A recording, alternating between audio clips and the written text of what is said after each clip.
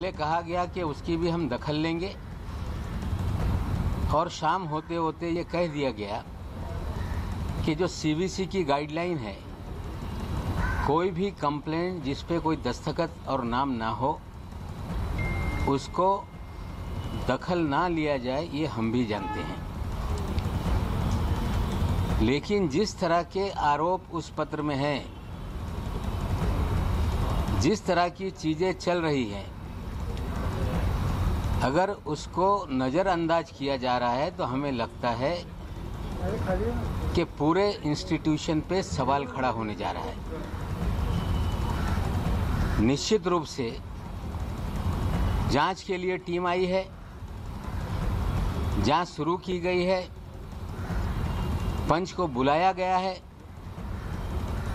NCB हमेशा कहती रही कि हमारा पूरा इलेक्ट्रॉनिक्स एविडेंस पे ही हम जांच करते हैं। जिस तरह से प्रभाकर साली ने सारी घटनाक्रम को एफिडेविट द्वारा, वीडियो द्वारा उल्लेखित किया है, मैं मांग करता हूं जो आई है विजिलेंस कमेटी, वो समीर वानखेड़े जी का, केपी गोसावी का और प्रभाकर का, और एक किरदार और इसमें है जो समीर वानखेड़े जी का ड्राइवर है, पुलिसिया है, मानी, इन सब का सीडीआर निकाल लीजिए। जो गाड़ी का इस्तेमाल हुआ है 50 लाख उठाने में, गोसावी के घर पहुंचाने में, दोबारा गाड़ी शहर में आई, फिर गाड़ी वापस गई, फिर पैसे से भरा बैग उठाया गया, फिर सैम डिसूजा को वापस दिया गया। हमें लगता है कि अगर इलेक्ट्रॉनिक जांच होगी तो बयान जुटाने की जरूरत नहीं, सारी चीजें सामने आ जाएगी। मैं अभी शंका उस पर जाहिर नहीं कर रहा हूं। हो सकता है इतनी बड़ी देश की एजेंसी है, हमसे भी 4 कदम आगे वे काम करते होंगे, और आशा करते हैं जिसकी तरफ मैं इशारा कर रहा हूं उस विषय को भी लेके थोड़ा सा खंगालेंगे। और एक आज और सवाल खड़ा कर रहा हूं कि एक एफआईआर दर्ज है जिसको लगभग 1 साल की मुद्दत हो गई, उसमें आज तक एक भी गिरफ्तारी नहीं हुई है। लेकिन उसी एफआईआर के तहत दीपिका पादुकोण को बुलाया गया, चार्ट के आधार पे बुलाया गया था, गिरफ्तारी नहीं हुई। सारा अली खान को बुलाया गया, गिरफ्तारी नहीं हुई। श्रद्धा कपूर को बुलाया गया, गिरफ्तारी नहीं हुई। अगर ये झूठ है तो मैं उन्हें ये भी कहना चाहता हूं कि सारे उस समय के मीडिया के चैनल को देख लें। जब जब कोई अभिनेता अभिनेत्री आती थी, पूरा देश का मीडिया फोकस लगा के बैठे रहता था। वो सारे लोग जिनको बुलाया गया उनकी गिरफ्तारी नहीं हुई है, उसकी गहराई में जाइए। मैं ये भी कहता हूं कि मालदीव के दौरे को देखिए, उस समय कौन से अभिनेता अभिनेत्री मालदीव में थी, तो जो उगाही का खेल है वो खुलकर सामने आ जाएगा। जांच शुरू है। ये कहा जा रहा है कि क्रूज की जांच को भटकाने के लिए नवाब मलिक पिछले 20-22 दिन से अलग अलग तरीके से चीज़ों को सामने ला रहा है। मेरा काम है जो गलत चीज़ें हैं, अगर कोई आँख पे पट्टी बांध ले तो उसकी आँख की पट्टी खोलना ये मेरा फ़र्ज़ है। मैं और एक बात बता रहा हूँ, जो जांच के लिए लोग आए, क्रूज की पार्टी फैशन टीवी ने आयोजित किया था। बिना किसी महाराष्ट्र सरकार की जानकारी के बिना, कोविड प्रोटोकॉल होने के बावजूद कोई भी क्लियरेंस महाराष्ट्र पुलिस से, महाराष्ट्र के गृह विभाग से, किसी भी तरह से कुछ नहीं लिया गया। सीधे डायरेक्टर शिपिंग से परमिशन लेके इसे परमिट किया गया। उस जहाज की क्रूज पार्टी में टारगेटेड लोगों की तस्वीरें देकर उन्हें ट्रैप किया गया। लेकिन मेरी जानकारी है कि एक अंतर्राष्ट्रीय ड्रग माफिया उस पार्टी में था। उसकी एक माशूका भी है जो बंदूक के साथ थी। जो उस डांस में नाचते हुए नजर आया है वो दाढ़ी वाला है। वो दाढ़ी वाला कौन है सारे एनसीबी के लोग जानते हैं। कुछ मुझे लोग जानकारी दे रहे हैं कभी वो तिहाड़ जेल में भी था। कुछ लोग मुझे जानकारी दे रहे हैं कि वो राजस्थान की जेल में भी था। ये दाढ़ी वाला कौन है एनसीबी उसकी तरफ भी ध्यान दे। अंतर्राष्ट्रीय ड्रग माफिया क्रूज पे है। रेव पार्टी बस करने के लिए रेड की जा रही है और क्रूज को छोड़ दिया गया धड़ल्ले से। रेव पार्टी में हजारों लोगों ने जो भी करना था वो किया और हमें लगता है कि इस पूरे खेल में जो दाढ़ी वाला है उसकी मित्रता वानखेड़े साहब से भी है। कुछ अधिकारी मुझे बता रहे हैं कि गोवा में भी उनका बहुत बड़ा रैकेट चलता है। लेकिन जब छापेमारी की बात आती है वानखेड़े साहब उस छापेमारी से भाग लेते रहे। मैं जो लोग आए हैं जांच करने के लिए मैं सार्वजनिक रूप से उन्हें कहता हूं कि आप क्रूज की सीसीटीवी मंगाइए। हर कमरे का सीसीटीवी, सारे डांस की सीसीटीवी, और जैसे खंगालेंगे दुनिया का एक बहुत बड़ा ड्रग माफिया उस पार्टी में था। उन्हीं लोगों ने ये पार्टी आयोजित की थी। खेल तो हो गया लेकिन खेल का खिलाड़ी दाढ़ी लिए हुए क्यों घूम रहा है इसका जवाब एनसीबी को देना पड़ेगा। ये सारी चीज़ें हैं जो मैं बोल रहा हूँ, आने वाले दिनों में उसको आप लोगों के सामने रखूँगा। लेकिन मैं क्लू दे रहा हूँ, जो लोग दिल्ली से इतनी बड़ी कॉम्पिटेंट एजेंसी है जांच के लिए आए हैं इसकी तरफ भी ध्यान देने का काम करें। पिछले कई दिनों से जब मैं फर्जीवाड़े की बात करता रहा, मैंने एक आम सभा में भाषण कर दिया कि इनकी नौकरी 6 महीने में जाएगी और ये जेल जाएंगे। मैंने कोई पुलिसिया तंत्र का इस्तेमाल करके ये बात नहीं कही थी। जो समीर दाऊद वानखेड़े जी का फर्जीवाड़ा जीवन का है, उन्होंने, मैंने ये भी कभी सवाल नहीं खड़ा किया कि किसका धर्म क्या है, कौन किस धर्म का है।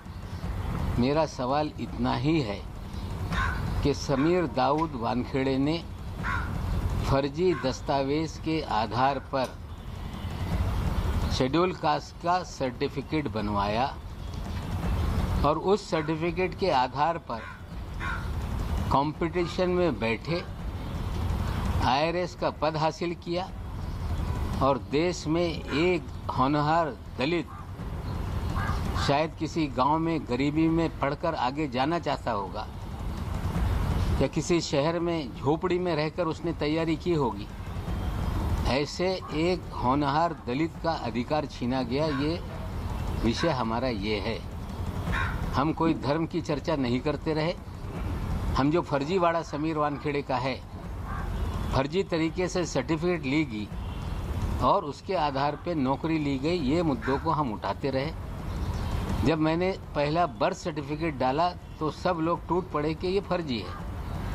फर्जी है तो असली कहाँ है, उनके परिवार के लोगों को बताना पड़ेगा। आज मैंने अपने ट्विटर पे एक बहुत सुंदर जोड़ी का एक फ़ोटो डाला है जो 7 दिसंबर 2006 के दिन लोखंडवाला कॉम्प्लेक्स में जो शादी रचाई गई, निकाह हुआ, उस निकाह नामे को भी उसमें हमने डाला है। 2 बॉक्स उसमें ब्लैंक कर दिए गए हैं जिसमें लड़की के पिताजी का नाम है, उनके चाचा जी का नाम है। वो ब्लैंक एड्रेस इसलिए रखा गया है कि उनको बड़े पैमाने पे धमकाया जा रहा है। उनके साथ भी बहुत कुछ चीज़ें हो रही हैं, इसलिए हमने वो 2 चीज़ें ब्लैंक रखी है। और ये भी कह देता हूँ कि कल तक जो बर्थ सर्टिफिकेट पे उंगली उठा रहे थे वो टेम्पर्ड सर्टिफिकेट है, वो महानगर पालिका के रिकॉर्ड का हिस्सा है। ऑनलाइन सबकी बर्थ सर्टिफिकेट नज़र आती है, समीर दाऊद वानखेड़े की सर्टिफिकेट नज़र नहीं आती। हमने वो रजिस्टर में 1.5 महीने तक खोज करने के बाद स्कैन करके कंप्यूटर में है, वहाँ से हमने स्नैपशॉट निकाला है। जिम्मेदारी से कह रहा हूँ कि ये जो कागजात हमने डाले वो असली हैं, सरकारी ऑफिस का दस्तावेज है। उसमें गौर से देखा जाए तो टेम्पर करके 20 साल के बाद उसमें एक सर्कल लगा के स्टार बनाया गया और अलग से 20 साल के बाद जो नाम का खेल है उसके अंदर भी खेला गया। आज जो निकाहनामा मैंने दिया है उसमें मस्जिद का मदरसा है, उसका एड्रेस है और ये सारे तस्वीर हमने रखी है। जो कल तक कह रहे थे कि हम जीवन भर हिंदू रहे, हम हिंदू मुसलमान का सवाल नहीं उठाते। इस देश में फिर मैं बता दूं कि इस देश का संविधान कानून ये कहता है कि कोई व्यक्ति धर्मांतर कर ले तो उसे शेड्यूल कास्ट का लाभ नहीं मिल सकता। विशेषकर मुस्लिम और क्रिश्चियनिटी धर्म का ये सवाल है। अगर लोगों को लगता है कि ये गलत है तो मोदी जी हैं, देश का संविधान बदल दें कि अगर कोई दलित इस्लाम या क्रिश्चियनिटी में शामिल हो जाएगा तो उसे लाभ मिलेगा। अगर यही तरीका है तो मैं भी कल दावा करूंगा कि मेरे पुरखे या मेरे जैसे इस देश में रहने वाले करोड़ों लोग जो संघ परिवार ये दावा करता रहा, मोहन भागवत जी ये कहते रहे कि सबके पुरखे एक हैं। हाँ, हमारे पुरखे इस देश में शूद्र थे। अगर हम फिर क्लेम कर दें कि हम भी शेड्यूल कास्ट हैं तो क्या इस देश के 15 करोड़ मुसलमानों को ये लाभ मिलेगा? सवाल ये है। फर्जीवाड़ा करके एक गरीब के अधिकारों का हनन किया गया, फर्जी तरीके से नौकरी हासिल की गई। निश्चित रूप से सारे दस्तावेज जुटाए गए हैं।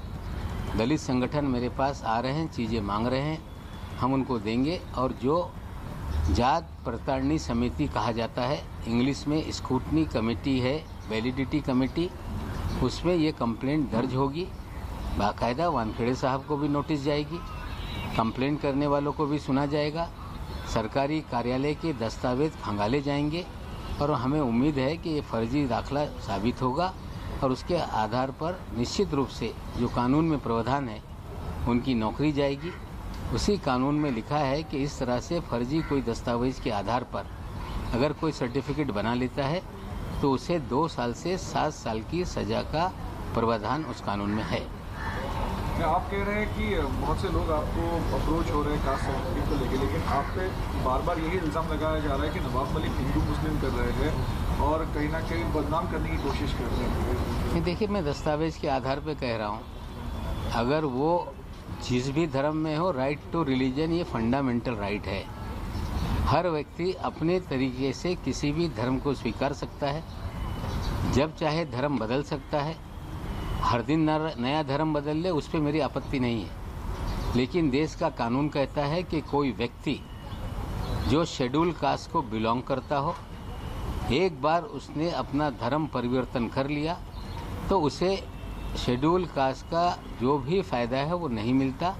लड़ाई ये है कि गरीब दलित का अधिकार छीना गया और निश्चित रूप से ये हम लॉजिकल एंड तक ले जाएंगे और निश्चित रूप से कानून के तहत कार्रवाई होगी। दाढ़ी वाला ये ड्रग लॉर्ड जिसके बारे में आप बात कर रहे हैं, ये ड्रग लॉर्ड वहाँ पर प्रेजेंट था, ये ड्रग लॉर्ड कौन है और वो क्या उसी दिन क्रूज पार्टी पर था? इसके बारे में थोड़ा और डिटेल दे सकते हैं? देखिए, अभी ये चीज़ें हैं, हमने इशारतन एनसीबी को बताया है कि दाढ़ी वाला है, उस पार्टी में वो था। संडे की शाम जब वो क्रूज शिप लौट रही थी तो उसमें वो नाचते हुए अपनी महबूबा के साथ, मेरे पास वीडियो है, बहुत सारे डांस के हमारे पास वीडियो हैं, हम तो देंगे। लेकिन इतनी बड़ी एजेंसी है, क्रूज के सारे सीसीटीवी फुटेज मंगाइए। जानबूझ के पार्टी कराई गई, पार्टी कराने में भी लोगों का हाथ था। ड्रग माफियाओं पे हाथ ना लगा के कुछ लोगों को फ्रेम किया गया पब्लिसिटी के लिए, ये बात सच है। अगर दाढ़ी वाला इनको नहीं मिल पा रहा है तो अगर वो ध्यानेश्वर सिंह जी मेरे पास आ जाएं, मैं दाढ़ी वाले की तस्वीर दे देता हूं, उनको नाम बता देता हूं। उनकी महबूबा इतने खतरनाक हथियारों के साथ है उसमें। हमें लगता है कि ये बहुत गंभीर मामला है। जो चीफ ऑफ डीजी हैं एनसीबी के, उनसे विनती करता हूं कि अगर सही मानों में देश से आप ड्रग मुक्ति करना चाहते हैं, सभी लोग आपके साथ हैं, लेकिन ड्रग पेडलर, ड्रग माफिया को पकड़ें, 2 ग्राम 4 ग्राम रख कर पब्लिसिटी हासिल करने का खेल बंद करें। अगर उन्हें चाहिए तो वो सारी चीजें मैं देने के लिए तैयार हूँ। समीर वानखेड़े का दोस्त है दाढ़ी वाला, आज नहीं कल वो सामने चीजें आएंगी। सर मराठीत सांगा, समीर वानखेडे को जेल भेजेंगे क्या? चौकशी होणार आहे सर, कास्ट सर्टिफिकेट को लेकर के जेल भेजेंगे आप? सर वानखेडे को जेल भेजेंगे? समितीचे प्रमुख आहेत, आता देखील नहीं, देख लीजिए, ऐसा है कि जांच हो रही है, अभी हम कोई जांच पे उंगली नहीं उठाना चाहते। हमने तो कहा है कि इलेक्ट्रॉनिक एविडेंस से जांच हो, लेकिन कॉर्डेलिया क्रूज का भी सीसीटीवी मंगा ले। दाढ़ी वाले को खोजे, ये कौन है दाढ़ी वाला? दाढ़ी वाले का नाम अगर उन्हें नहीं पता है तो अकेले में मैं बताऊंगा। अगर गंभीरता से नहीं लेते हैं तो सार्वजनिक चीजें करेंगे। सवाल आपने पूछा है कि उन्हें जेल भेजेंगे, मैं नहीं भेजूंगा, देश का कानून भेजेगा। फोटोग्राफ देख करके आप कह रहे हैं कुछ लोगों को टारगेटेड फोटोग्राफ दिए गए और उन्हीं को पकड़ने के लिए किया गया। इस तरीके से क्यों किया गया? क्या इसके पीछे कोई साजिश है केंद्र की? या देखिए, बड़ा ड्रग जो रेव पार्टी है वो हुई, अंतरराष्ट्रीय ड्रग माफिया का माल बिका, लोगों ने एंजॉय किया, और वानखेड़े साहब का दाढ़ी वाला दोस्त वहां था, उस पर कोई कार्रवाई नहीं हुई। क्रूज को रोका नहीं गया, 1350 लोगों को स्कैन नहीं किया गया, गेट पे तस्वीर लेके कुछ लोगों को खड़ा कर दिया गया कि ये आएंगे, इन्हें आइडेंटिफाई कीजिए। इसका मतलब है ट्रैप लगा के लोगों को फंसाया गया। मैं पहले दिन से दावा कर रहा हूं कि क्रूज पे छापेमारी नहीं हुई, वहां से कोई भी सीजर इन्होंने नहीं दिखाया, टर्मिनस पे कोई सीजर नहीं है। जो तस्वीरें वानखेड़े साहब ने जारी की हैं वो उनके कैबिन की हैं, वहीं से वो तस्वीरें फ्रेम करके लोगों को पब्लिसिटी लूट रहे हैं। और अंतर्राष्ट्रीय ड्रग माफिया जो इनका दोस्त है वो नाच रहा है महबूबा के साथ। अगर ध्यान नहीं देंगे तो उनकी महबूबा और उनके दोस्त की वीडियो हम जारी करेंगे। सर, हा आंतरराष्ट्रीय ड्रग माफिया आहे, हाच या सगळ्या गटाचा मास्टरमाइंड आहे असं म्हणावं। तो मित्र आहे वानखेडेंचा। तर या सगळ्या प्रकरणात सॅम डिसूजा कोण आहे? सॅम डिसूजा वानखेडेचा मित्र आहे। त्यांनी सांगावा की हे सॅम डिसूजा कोण आणि दाढीवाला कोण, याचं उत्तर वानखेडेंनी दिलं पाहिजे। धन्यवाद। मराठीमध्ये सांगा ना सर। ज्या पद्धतीने या सर्व प्रकरणामध्ये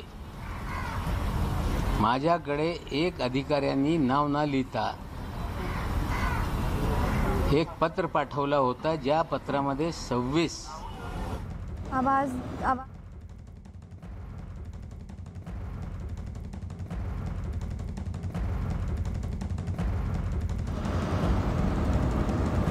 देखिए, नवाब मलिक ने अभी एक प्रेस कॉन्फ्रेंस ली जिसमें उन्होंने कई सारे आरोप जो है वो समीर वानखेड़े पे एक बार फिर लगाए। उन्होंने ये कहा कि कई सारे बॉलीवुड एक्टर्स को जो है वो एनसीबी के दफ्तर बुलाया गया है पूछताछ के लिए, लेकिन अभी तक किसी भी जो बॉलीवुड एक्टर या एक्ट्रेस है उसको गिरफ्तार क्यों नहीं किया गया। साथ ही साथ उन्होंने ये तक बताया कि ये जो ड्रग क्रूज की जो पूरी रेव पार्टी हुई थी उसका जो असली मास्टरमाइंड है वो एक दाढ़ी वाला है, जिसके साथ उसकी एक लड़की भी थी जिसके पास बंदूक थी, लेकिन वो जो है वो समीर वानखेड़े का दोस्त है, जिसकी वजह से उन्हें गिरफ्तार या उनसे कोई पूछताछ नहीं की गई। लेकिन उन्होंने ये साफ नहीं बताया कि आखिरकार वो दाढ़ी वाला जो आदमी था वो कौन था। लेकिन वो ये चाहते हैं कि जो दिल्ली से 5 ऑफिसर एनसीबी ऑफिस पहुंच रहे हैं वो इस चीज में सारी जो है वो छानबीन करें और समीर वानखेड़े से भी पूछताछ करे कि आखिरकार ये जो दाढ़ी वाला बंदा है वो कौन है, साथ ही साथ उसके साथ जो महिला थी वो कौन है। साथ ही साथ उन्होंने एक जो ट्विटर पे कुछ देर पहले एक तस्वीर जारी की जिसमें समीर वानखेड़े की बीवी है, उन्होंने ये बोला कि समीर